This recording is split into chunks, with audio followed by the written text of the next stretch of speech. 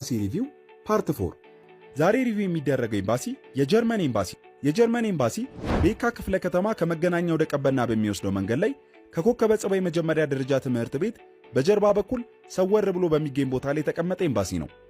ኤምባሲው በዋናነት ወደ ጀርመን ለትምህርትና ለጉብኝት እንዲሁም ለቤተሰብ ቅልቅል መሄድ ለሚፈልጉ ኢትዮጵያውያንና ሱዳናውያን ተጓዦች በየዓመቱ በርካታ የቪዛና ተያያዥ አገልግሎቶችን የሚሰጥ ሲሆን ከቪዛ አገልግሎቶቹ ጋር በተያያዘ በትንሹ የ6 ወራት ርዝማኔ የሚሆን ጊዜን የሚፈልጉ ሲሆን አስቀድሞ የቪዛ ሂደቱን መጀመር ጥሩ እንደሆነ እንመክራለን።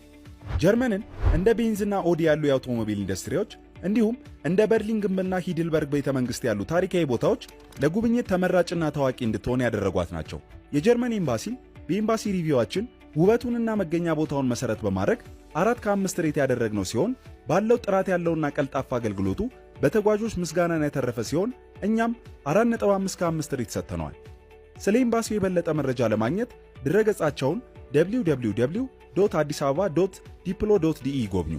በቀጣይ እንድንሰራሎት የሚፈልጉትን ኤምባሲ ኮሜንት